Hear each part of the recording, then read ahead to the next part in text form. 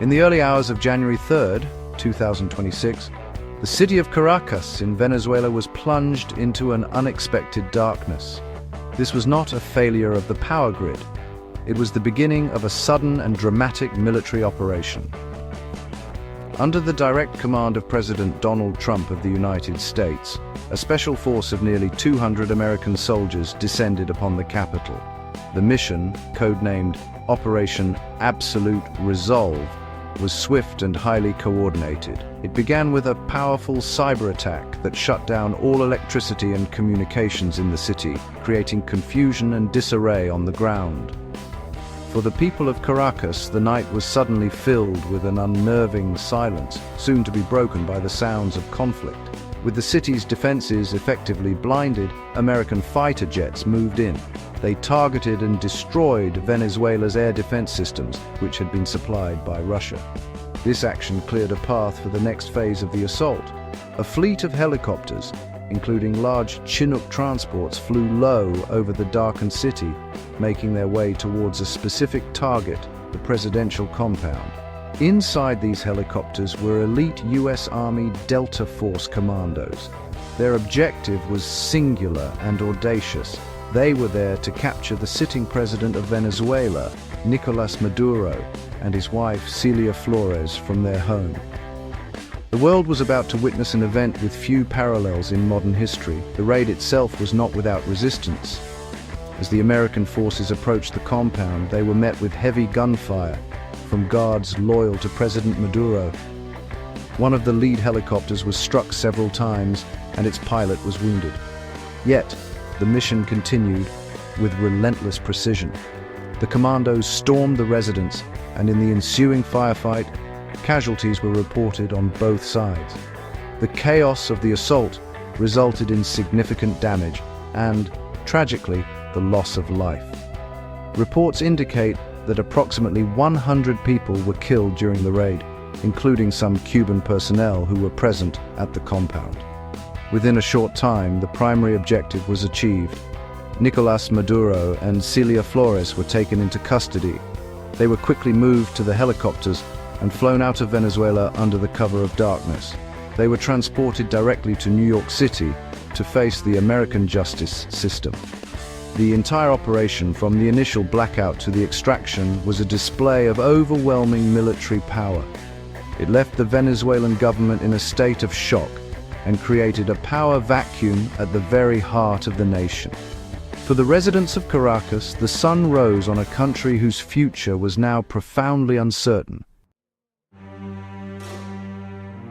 Back in the United States, President Trump did not hesitate to explain his bold decision. He addressed the world and stated that this was not an act of war against the nation of Venezuela. Instead, he framed it as a law enforcement action. He described President Maduro as a narco-terrorist, pointing to long-standing indictments from the U.S. Department of Justice. For years, the United States had accused Maduro and his inner circle of serious crimes. These charges included drug trafficking, corruption on a massive scale, and illegal weapons offenses. By capturing Maduro, Trump argued, the U.S. was simply bringing a wanted criminal to justice, much like any other major law enforcement operation. To support this claim, the Trump administration released a special legal memo. This document asserted that as the commander-in-chief, the president had the authority to order such an operation without being restricted by international laws that normally prevent one country from invading another. The memo essentially argued that the global hunt for a designated terrorist suspect overrides the sovereignty of another nation. This legal reasoning was highly controversial, but it formed the core of the American justification. The message was clear. The United States believed it had the right to act unilaterally to remove a leader it had officially labeled as a criminal threat. Upon their arrival in New York, Nicolas Maduro and Celia Flores were formally charged in a federal court. They appeared before a judge to hear the accusations against them. Both pleaded not guilty to all charges. It was a surreal moment as a sitting head of state stood trial in a foreign country. During the court appearance, it was noted that Celia Flores had sustained significant injuries during her capture, a stark reminder of the violent nature of the raid. The legal process had begun, but it was a process that many around the world viewed as deeply illegitimate and a violation of established international norms. The Trump administration's explanation, however, did little to calm the global outcry. The idea that one nation could enter another, seize its leader, and declare it a simple police action was a shocking concept for many international observers. It bypassed the United Nations and other international bodies designed to handle such disputes. The United States was claiming a unique authority, one based on its own laws and its own definition of justice. This stance immediately created a deep divide between the US and many other countries, who saw the raid not as law enforcement, but as a dangerous and aggressive military intervention. With Maduro removed, the question of who would lead Venezuela became immediate and critical. President Trump announced that the United States would be running the country for now. He explained that the US would govern Venezuela directly until a safe, proper and judicious transition to a new, stable government could be arranged. This declaration of direct American control was another stunning development. It meant that, for the foreseeable future, a foreign power would be making decisions for the 28 million people of Venezuela. The nation was now in effect under temporary American administration, a situation that brought both relief and deep anxiety to its citizens. In Caracas, the remaining government scrambled to respond. Maduro's vice president, Delcy Rodriguez, was sworn in as the interim president. Her initial statements condemned the American invasion as a violation of Venezuela's sovereignty. However, her position quickly shifted.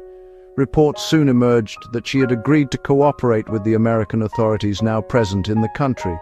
The United States, in turn, announced its support for Rodriguez as the interim leader. This was a surprising move, as the US bypassed other opposition figures like Maria Corina Machado, who had won the 2025 Nobel Peace Prize for her democratic activism. The reaction among the Venezuelan people was deeply divided.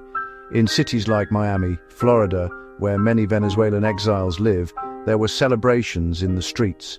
For them, the removal of Maduro was a moment of liberation they had long hoped for. They saw it as the end of a corrupt and oppressive regime that had caused immense suffering. However, within Venezuela and among other groups, the feeling was one of fear and anger.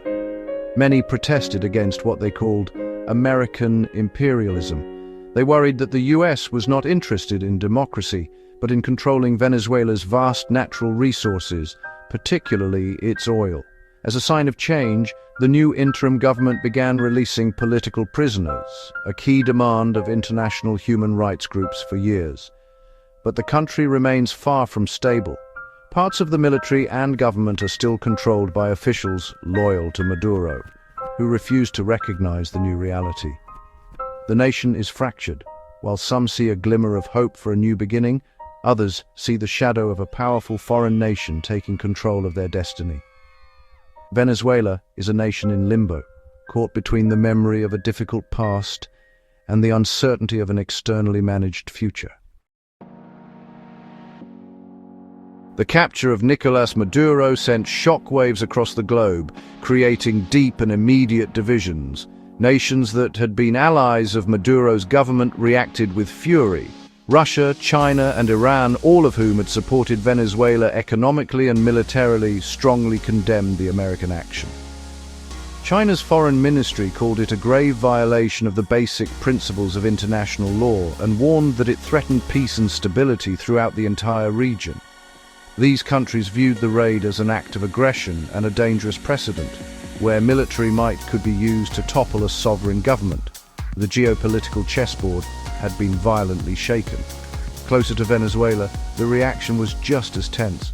President Trump issued a stark warning to Cuba, a longtime ally of Maduro. He announced a halt to all Venezuelan oil and financial support that had been propping up the Cuban economy and told the island nation to make a deal before it's too late. In Colombia, President Gustavo Petro, a leftist leader, reacted with defiance, threatening to take up arms against what he saw as American aggression in his neighborhood. The president of Mexico also condemned the intervention. The raid had instantly destabilized relations across Latin America. creating an atmosphere of mistrust and hostility toward the United States. The economic motives behind the operation were not hidden. Venezuela sits on the largest proven oil reserves in the entire world. President Trump openly spoke of his interest in this wealth, stating that American companies would help rebuild the country's oil industry. He added that the profits from this extraction would serve as a reimbursement for the costs of the U.S. intervention. Following the raid, the stock prices of American oil giants like Chevron and ExxonMobil surged. While the U.S. government framed the mission in terms of justice, the world could not ignore the immense economic prize at the center of the conflict. As the days pass, the world watches and waits. Leaders in Europe and at the United Nations have expressed grave concerns. They worry that if the United States can act this way without consequence, other powerful nations might feel empowered to do the same to their own neighbors. The principles of national sovereignty and international law, which have guided global relations for decades,